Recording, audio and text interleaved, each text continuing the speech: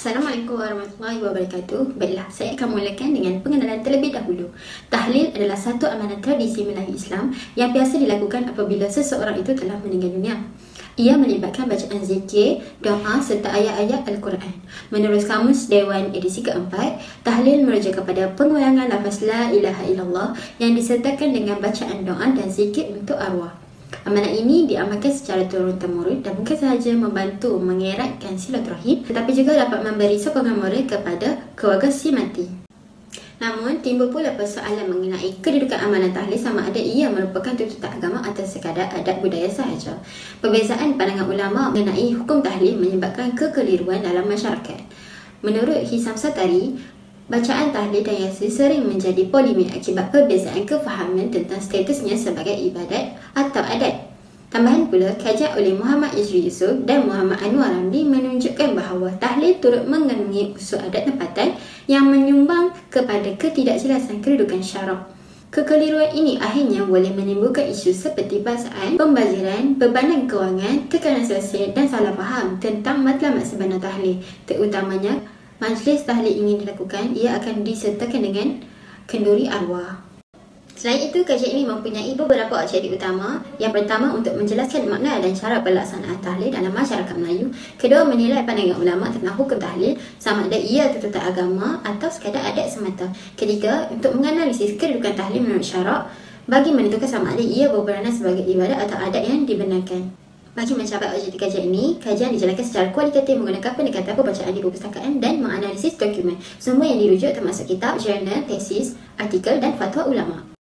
Saya Wajiah Humairah binti Ahmad Rizal, nombor metrik 073684. Baiklah, saya akan membentangkan tentang kedudukan hukum amalan tahlil. Amalan tahlil ini tergolong dalam isu khilafiyah, iaitu isu yang diperselisihkan oleh ulama dan juga tidak mempunyai ketetapan hukum yang bersifat muktamad. Justru itu, kedudukannya perlu difahami dengan pendekatan yang jelas agar tidak menimbulkan sebarang perbalahan dalam masyarakat.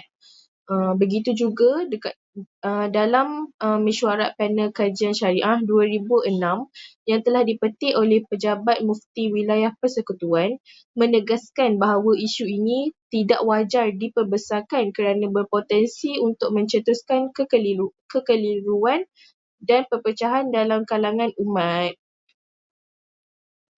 Seterusnya, justifikasi syarak dan adat uruf dalam amalan tahlil. Tahlil ini pada hakikatnya dia telah menggabungkan beberapa elemen ibadah yang termaktub dalam syariat, termasuklah dengan membaca ayat-ayat Al-Quran, zikir serta selawat ke atas Nabi Muhammad SAW dan sedekah makanan kepada tetamu. Amalan-amalan ini pada dasarnya dibenarkan dan digalakkan oleh dalam Islam. Oleh itu, asalkan pelaksanaan tahlil tersebut tidak mengandungi sebarang unsur khurafat atau amalan yang bertentangan dengan akidah, hukum asalnya kembali kepada kebolehan atau keharusan. Begitu juga dalam sudut fiqh, amalan tahlil di Malaysia ni turut dilihat sebagai sebahagian daripada uruf, iaitu adat setempat yang boleh diamalkan yang telah diamalkan sejak sekian lama lagi. So, selama amalan ni dia tidak melibatkan unsur syirik, khurafat, pembaziran atau kepercayaan yang bercanggah dengan Islam, ia diterima sebagai adat yang selaras dengan prinsip syarak. Pendekatan ni pula bertepatan dengan kaedah fiqh yang meraihkan uruf sahih sebagai salah satu sumber dalam pelaksanaan hukum, terutama dalam perkara adat dan muamalat. Begitu juga dalam hal memberi makanan kepada tetamu, terdapat dalil yang mengatakan bahawa Nabi Muhammad menganjurkan umat Islam untuk menyebarkan salam, memberi makan kepada orang ramai dan mengerjakan solat malam sebagai jalan menuju kesejahteraan dan pahala syurga. Ini menunjukkan bahawa memberi makanan dalam masjid tahlil itu bukanlah perbuatan yang tercela, tapi termasuk dalam amalan yang terpuji. Assalamualaikum warahmatullahi wabarakatuh. InsyaAllah saya akan membentangkan mengenai isu salah faham dan perdebatan dalam amalan tahlil.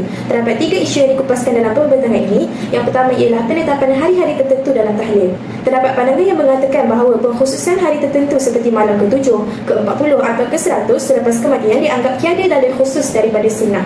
Namun ada pandangan lain membenarkan seperti yang terdapat dalam riwayat daripada Ibnu Umar radhiyallahu anhu yang mengatakan bahawa Nabi SAW pergi ke Masjid Quba setiap hari Sabtu.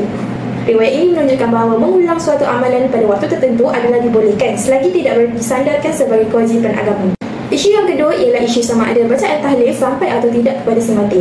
Isu ini sering menjadi perdebatan kerana terdapat ayat Al-Quran dalam surah An-Najm ayat 39 yang digunakan oleh sebahagian pihak untuk menolak amalan sedekah pahala seperti tahlil. Namun, Kitab I'anah At-Talibi menjelaskan bahawa pandangan tersebut adalah pandangan yang dhaif. Sebaliknya, pandangan jumhur ulama daripada Kitab Bari As-Sanani mengatakan bahawa setiap amalan seperti sedekah atau bacaan doa jika dihadiahkan pahalanya kepada orang lain, maka ianya adalah harus dan pahala tersebut sampai kepada mereka.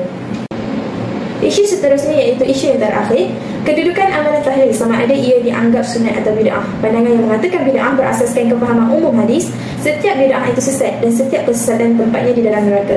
Namun, para ulama lain menjelaskan bahawa bid'ah bukan sahaja hanya satu jenis, sebaliknya ia terbagi kepada 2, iaitu bid'ah yang terpuji dan bid'ah yang tercela. Melalui pendekatan ini, amalan tahlil diterima sebagai amalan kebaikan dan hukumnya kembali kepada niat dan adab pelaksanaannya. Saya, Siti Nur Izayani binti Zulkifli, nombor metrik 074374. Saya akan menyambung berkaitan dengan analisis amalan tahlil arwah, adat ataupun tuntutan agama. Seperti yang kita sedia maklum, tahlil arwah ialah satu amalan bacaan Yasin, tahlil, doa dan sedekah untuk si mati yang meluas dalam masyarakat Melayu Islam masa kini. Amalan ini tidak wujud sebagai satu madrasah khusus dan berjadual pada zaman Rasulullah SAW. Ianya juga berkembang sebagai satu adat masyarakat Melayu yang menekankan berkaitan dengan solidariti sosial dan sokongan kepada keluarga si mati. Walaupun bentuk majlis adalah budaya, tapi unsur amalannya seperti doa, zikir, bacaan ayat Al-Quran, sedekah, ianya mempunyai asas dalam syariat Islam. Sarjana seperti Yumardi Azrah dan Syekh Nakir Al-Atas menjelaskan tahlil sebagai hasil interaksi Islam dengan budaya tempatan. Seterusnya, dalam usul fiqh, adat yang tidak bercanggah dengan syarak dikategorikan sebagai uruf yang sahih. Ulama seperti Al-Qarafi dan Wahbah Al-Zuhaili menegaskan adat boleh diterima jika ianya membawa manfaat dan tidak menyalahi mana-mana nas, Al-Quran ataupun hadis. Majlis tahlil ini juga berfungsi sebagai satu medium doa, kebajikan dan sokongan komuniti. Jadi secara kesimpulannya, untuk analisis ini, yang pertama, tahlil arwah adalah satu adat yang diharuskan syarak, bukan ibadah yang khusus dan wajib ataupun ditetapkan pada waktunya. Yang kedua, ianya boleh diteruskan sebagai satu amalan kemasyarakatan yang baik, selagi mana ia tidak disalahfahami sebagai tuntutan agama dan sebagai satu kewajipan. Baiklah, seterusnya saya akan membuat kesimpulan ataupun rumusan bagi tajuk assignment kumpulan kami ini. Terlebih dahulu saya perkenalkan diri saya. Saya Nurul Imanul Najihah binti Muhammad Syafaruddin bernombor metrik 074298. Okey, baiklah. Secara umumnya ataupun secara kesimpulan apa yang dapat kita faham bahawa amalan tahlil ni adalah satu amalan yang mana tersusun dalam masyarakat Islam yang dibentuk ataupun terbentuk ataupun yang di dalamnya terdiri daripada bacaan doa, Al-Quran dan juga merupakan satu perhimpunan di mana untuk kita mengingati serta mendoakan si mati. Dan hasil analisis yang kami dapat daripada penelitian ataupun kami punya tugasan ini menunjukkan bahawa amalan ini berada pada ruang yang mana memerlukan kefahaman yang seimbang, iaitu menghargai nilai kebaikan dan hikmah sosial yang terkandung dalam tahlil. Okey, maksudnya kat sini, contohnya dalam sesebuah keluarga itu berlaku kematian yang mana terdiri daripada ibu ataupun ayah mereka, maka dengan amalan tahlil inilah kita dapat mengeratkan lagi hubungan kekeluargaan tersebut. Bukannya Bukannya contohlah macam ayah meninggal ataupun ibu kita meninggal maka terputus. Macam dah habis macam tu. Tak. Tapi dengan kita buat amalan ni, dengan amalan tahlil ni dah dari situ kita boleh mengeratkan hubungan kekeluargaan lagi. Dan dengan masyarakat pun boleh juga mengeratkan hubungan kejiranan, macam tu. So ada nilai sosial yang kita boleh ambil daripada amalan tahlil ni. Dan menjadi satu kepentingan dalam masyarakat hari ini untuk kita faham bahawa amalan tahlil ni kena melalui perspektif ilmu, sejarah dan konteks semasa dengan pendekatan yang ilmiah dan terbuka. Tahlil ni dapat kita dilihat sebagai satu amalan yang memberi nilai positif selagi mana ia dilaksanakan dengan tujuan yang betul tanpa disandarkan kepada kepercayaan yang tidak tepat. Okay, di sini jelaslah kita faham bahawa tahlil ni kalau kita janganlah kita kata dia tu bid'ah sebab zaman Nabi tak buat. Tapi sebenarnya dia ada nilai dia yang tersendiri yang mana kita boleh ambil. Macam tu. Okay, jadi itu sahaja daripada perkumpulan kami. Sekian, terima kasih. Assalamualaikum warahmatullahi wabarakatuh.